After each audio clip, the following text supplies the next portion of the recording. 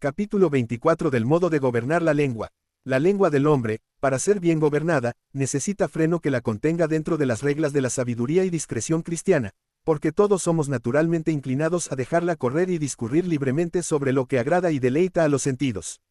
El hablar mucho nace ordinariamente de nuestra soberbia y presunción, porque persuadiéndonos de que somos muy entendidos y sabios, nos esforzamos con sobradas réplicas a imprimirlos en los ánimos de los demás, pretendiendo dominar en las conversaciones, y que todo el mundo nos escuche como maestros.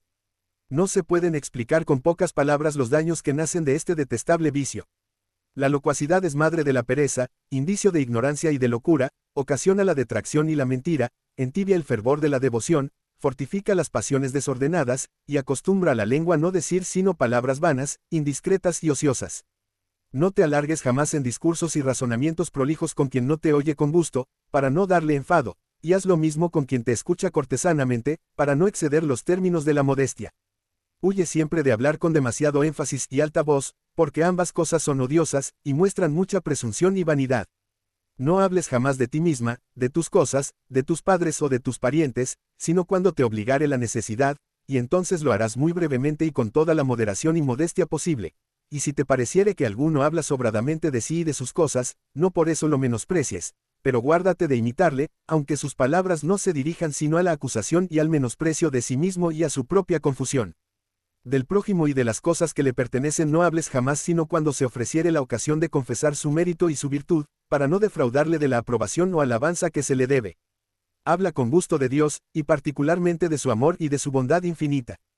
Pero temiendo que puedes errar en esto, y no hablar con la dignidad que conviene, gustarás más de escuchar con atención lo que otros dijeren, conservando sus palabras en lo íntimo de tu corazón. En cuanto a los discursos y razonamientos profanos, si llegaren a tus oídos, no permitas que entren en tu corazón, pero si te fuere forzoso escuchar al que te habla, para responderle, no dejes de dar con el pensamiento una breve vista al cielo donde reina tu Dios, y desde donde aquella soberana majestad no se desdeña de mirar tu profunda bajeza. Examina, bien todo lo que quisieres decir antes que del corazón pase a la lengua. Procura usar en esto de toda la circunspección posible, porque muchas veces se fían inadvertidamente a la lengua algunas cosas que deberían sepultarse en el silencio, y no pocas palabras que en la conversación parecen buenas y dignas de decirse, sería mejor suprimirlas, lo cual se conoce claramente pasada la ocasión del razonamiento. La virtud del silencio, hija mía, es un poderoso escudo en el combate espiritual, y los que lo guardan pueden prometerse con seguridad grandes victorias, porque ordinariamente desconfían de sí mismos, confían en Dios, sienten mucho atractivo hacia la oración, y una grande inclinación y facilidad para todos los ejercicios de la virtud. Para aficionarte y acostumbrarte al silencio, considera a menudo los grandes bienes que proceden de esta virtud, y los males infinitos que nacen de la locuacidad y de la destemplanza de la lengua, pero si quieres adquirir en breve tiempo esta virtud, procura callar, aun cuando tuvieres ocasión o motivo de hablar, con tal que tu silencio no te cause a ti o al prójimo algún perjuicio. Huye sobre todo de las conversaciones profanas, prefiere la compañía de los ángeles, de los santos, y del mismo Dios, a la de los hombres. Acuérdate, finalmente, de la difícil y peligrosa guerra que tienes dentro y fuera de ti misma, porque viendo cuánto tienes que hacer para defenderte de tus enemigos, dejarás sin dificultad las conversaciones y discursos inútiles. Capítulo 25 Que para combatir bien contra los enemigos, debe el soldado de Cristo huir cuanto le fuere posible de las inquietudes y perturbaciones del corazón. Así como cuando hemos perdido la paz del corazón, debemos emplear todos los esfuerzos posibles para recobrarla. Así has de saber, hija mía, que no puede ocurrir en el mundo accidente alguno que deba quitarnos este inestimable tesoro. De los pecados propios no es dudable que debemos dolernos, pero con un dolor tranquilo y pacífico, como muchas veces he dicho. Asimismo, justo es que nos compadezcamos de otros pecadores, y que a lo menos interiormente lloremos su desgracia, pero nuestra compasión, como nacida puramente de la caridad, ha de estar libre y exenta de toda inquietud y perturbación de ánimo. En orden a los males particulares y públicos a que estamos sujetos en este mundo, como son las enfermedades, las heridas, la muerte, la pérdida de los bienes, de los parientes y de los amigos, la peste, la guerra, los incendios y otros muchos accidentes tristes y trabajosos, que los hombres aborrecen como contrarios a la naturaleza, podemos siempre, con el socorro de la gracia, no solamente recibirlos sin repugnancia, de la mano de Dios, sino también abrazarlos con alegría y contento, considerándolos, o como castigos saludables para los pecadores, o como ocasiones de mérito para los justos. Por estos dos fines, hija mía, suele Dios afligirnos, Pero si nuestra voluntad estuviere resignada en la suya, gozaremos de perfecta paz y quietud interior entre todas las amarguras y contrariedades de esta vida. Y has de tener por cierto, que toda la inquietud desagrada a sus divinos ojos, porque de cualquiera naturaleza que sea, nunca se halla sin alguna imperfección, y procede siempre de una raíz, que es el amor propio. Procura, pues, hija mía, acostumbrarte a prever desde lejos todos los accidentes que puedan inquietarte, y prepárate a sufrirlos con paciencia.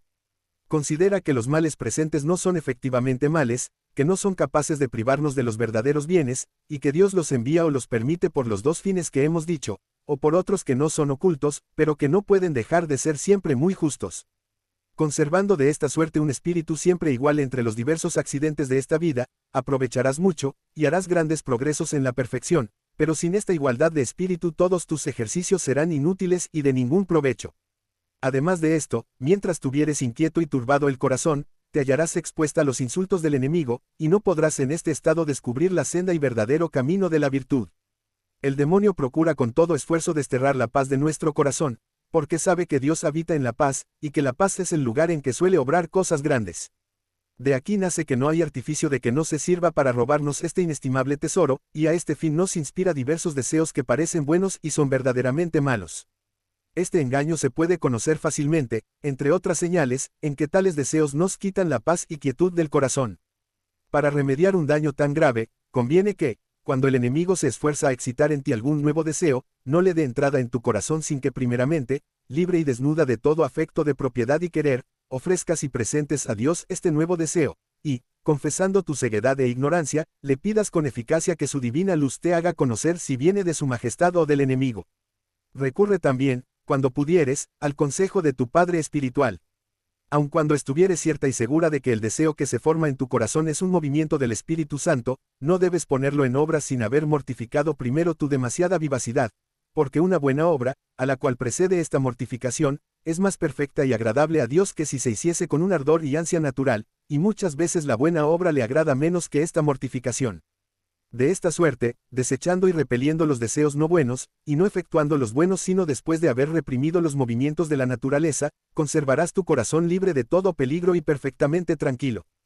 Para conservar esta paz y tranquilidad del corazón, conviene también que lo defiendas y guardes de ciertas represiones o remordimientos interiores contra ti misma, que si bien nos parece que vienen de Dios, porque te acusan de alguna verdadera falta, no obstante, no vienen sino del demonio.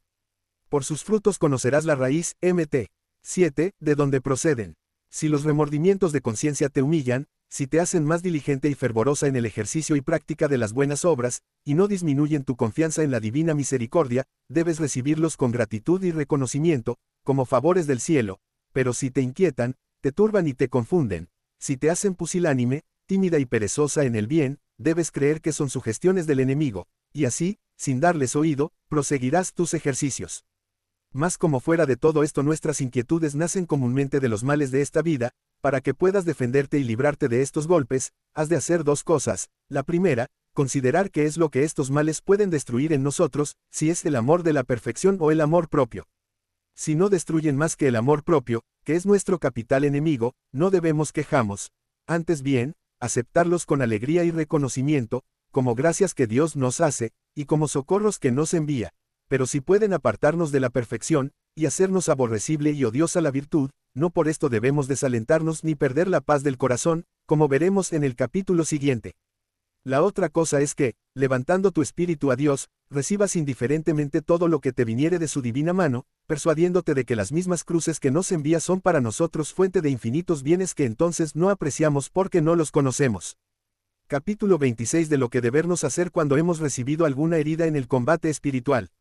Cuando te sintieres herida, esto es, cuando conocieres que has cometido alguna falta, o por pura fragilidad o con reflexión y malicia, no por esto te desanimes o te inquietes, mas volviéndote luego a Dios, le dirás con humilde confianza: ahora, Dios mío, acabo de mostrar lo que soy, porque ¿qué podía esperarse de una criatura flaca y ciega como yo, sino caídas y pecados? Gasta, después un breve rato en la consideración de tu propia vileza, y, sin confundirte, enójate contra tus pasiones viciosas, y principalmente contra aquella que fue causa de tu caída, y proseguirás diciendo: no hubiera yo parado aquí, Dios mío, si por vuestra bondad infinita vos no me hubierais socorrido. Aquí le darás muchas gracias, y amándole más fervorosamente admirarás su infinita clemencia, pues siendo ofendido de ti, te da su poderosa mano para que no caigas de nuevo. En fin, llena de confianza en su misericordia, le dirás, obrad vos, Señor, como quien sois, perdonadme las ofensas que os he hecho, no permitáis que yo viva un solo instante apartada de vos, y fortificadme de tal suerte con vuestra gracia que yo no os ofenda jamás. Hecho esto, no te detengas en pensar si Dios te ha perdonado o no, porque esto no es otra cosa que soberbia, inquietud de espíritu, pérdida de tiempo o engaño del demonio, que con pretextos especiosos procura causarte inquietud y pena. Ponte libremente en las piadosas manos de tu Creador, y continúa tus ejercicios con la misma tranquilidad que si no hubieras cometido alguna falta, y aunque hayas caído muchas veces en un mismo día, no te desalientes ni pierdas jamás tu confianza en Dios. Practica lo que te he dicho, en la segunda, en la tercera y en la última vez, como en la primera. Concibe un grande menosprecio de ti misma, y un santo horror del pecado, y esfuérzate a vivir en adelante con mayor cuidado y cautela.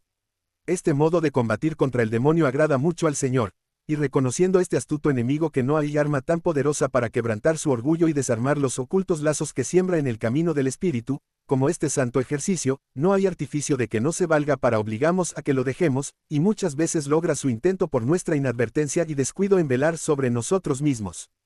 Por esta causa, hija mía, cuanto mayor fuere la repugnancia y dificultad que sintieres en el uso de un ejercicio tan importante, tanto mayores han de ser tus esfuerzos para violentarte y vencerte a ti misma.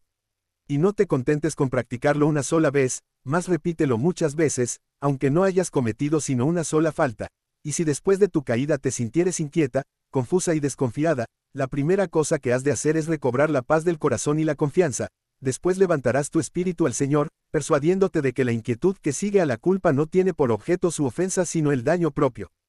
El modo de recobrar esta paz es que por entonces te olvides enteramente de tu caída, y consideres únicamente la inefable bondad de Dios, que está siempre pronto y dispuesto a perdonarnos las más enormes faltas, y no se olvida de nosotros ni omite medio alguno para llamarnos, atraernos y unirnos así, a fin de sacrificarnos en esta vida y hacernos eternamente bienaventurados en la otra.